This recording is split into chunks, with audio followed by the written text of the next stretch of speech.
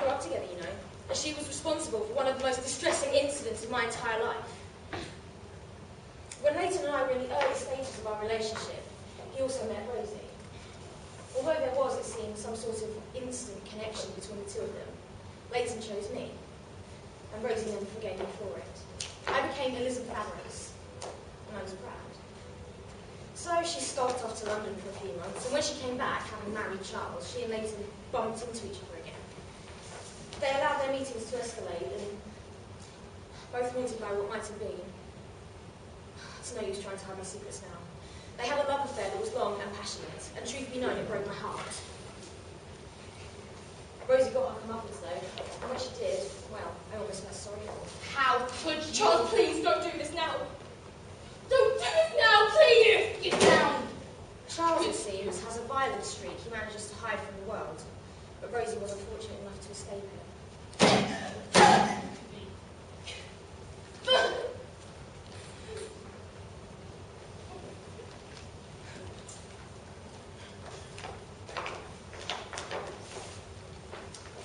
Rumour has it she was pregnant at the time too. That's terrible. Yes. Right. Well, if you'll excuse me, Detective, it's been a truly exhausting evening, and I wish to see my daughter before I go to bed. Of course, I've got you a daughter. What's her name? Jane. That's lovely. Might I perhaps see her? I love you. Oh.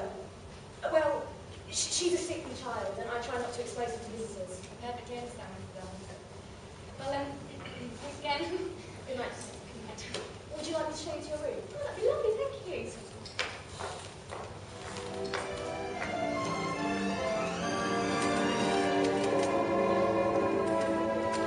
From Russia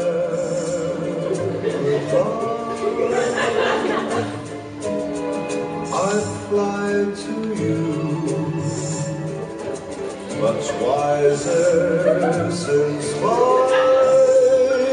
goodbye to you. I've traveled. Morning, Mr. Lafayette. Yes, I did not hear you approach. I chew loudly. No problem, don't mind me. I'm just going to ask you a few questions.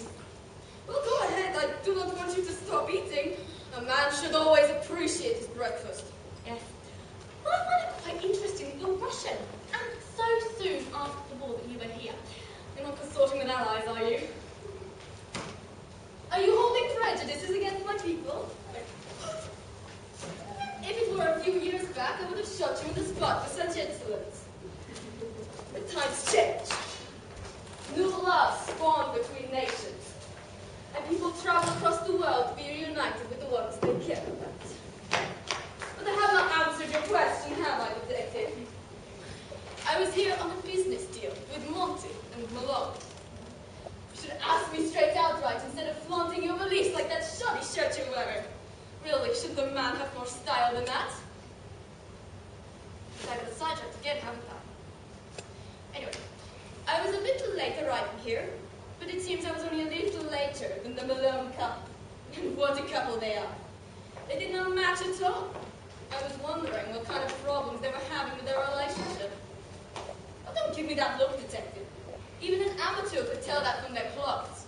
You really are incompetent. So, the suit Charles was wearing was flashy, had rips at the edges, and a stain in the top. He is therefore gambling away their money. Yes, he gambles. It's an addiction for him, so terrible. I heard he spent the money meant for the servants one year on the tables in Vegas. His wife is not best pleased, but he still made a quiet about it. You want to know how? The dress Miss Malone was wearing was lovely, cut in just the right places. So cutting edge, but it was odd. There was a stain and a bruise on her neck. She is therefore incredibly clumsy, or he's been beating her. Malone is a good businessman, I'll admit that. But he is a terrible husband. Yes, well, I'm already aware of that. It just comes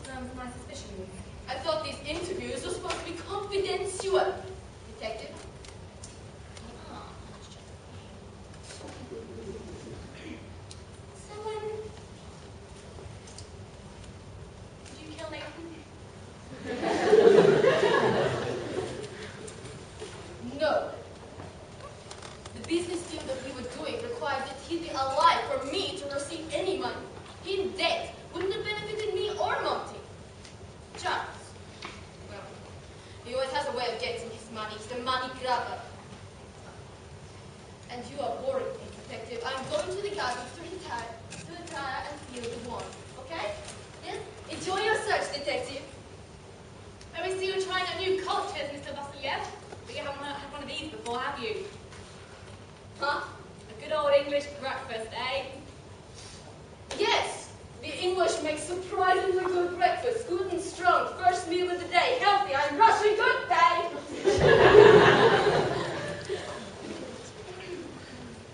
I go check the rooms now. That morning, there was a knock on my door.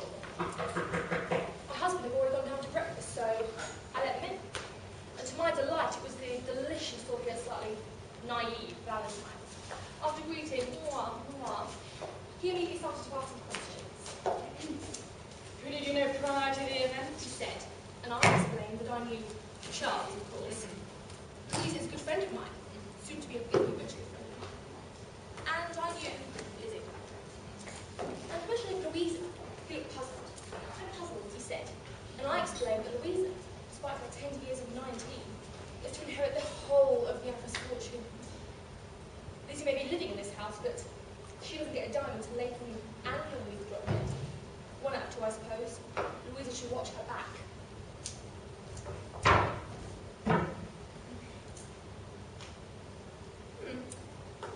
Just thinking, what's your relationship with Missy? Oh, great. I have to talk about her. I met the little shy Lizzie Deacon, who was 6 years old, and my beast of a father sent me off to boarding school. I never had a friend that was a girl before, so what the heck, I'll try it. We grew up together, but she soon became jealous of me. I got all the attention, all the praise, and all the men, while she grew into a frumpy old woman. But the one man I really wanted, she wouldn't let me have. Later.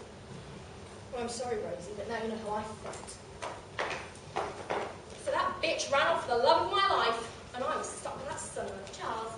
What's your relationship with your husband? What do I do? Lie? I have to tell him everything. About the abuse, the neglect. It was the cause of my miscarriage. I was going to call her Jane. Mrs. Alvarez has a baby, doesn't she? Oh yes, it's Jane, wasn't it? No, it's Jane. Of course, it would be Jane. So, I had to tell my husband everything. Of course, it wasn't happening. Shh! Charlie, shut up, you useless whore. I need to think. I had to tell him you saw the bruise, and he mentioned something about Vasiliev. Vasiliev? Oh, I'll take care of Vasil and Valentine. And now you keep your beautiful mouth shut. Nothing is secret in this world, is it?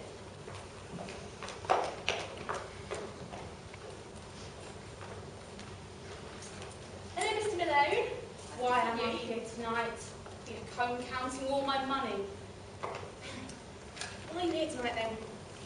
Leighton and I, we met at a business conference in London about a year ago, and we thought, because we lived in the same area, James, say, similar ambitions, we thought we'd set up together. At the time, Leighton was already working with Monty, so I was sort of left with what I wanted to do. I didn't mind though. Then, out of the blue, came Gregor. He was a bit of a character, got himself into a lot of trouble. But Monty insisted he was part of the deal. You know, very highly thought of in Russia. So I went along with it. Then I got pushed further and further away from the business. So I had practically nothing to do with it. And then, out of nowhere, Leighton asked me to sign a few papers, make it the richest business in the area. But I never got the papers, and, well, the business was no longer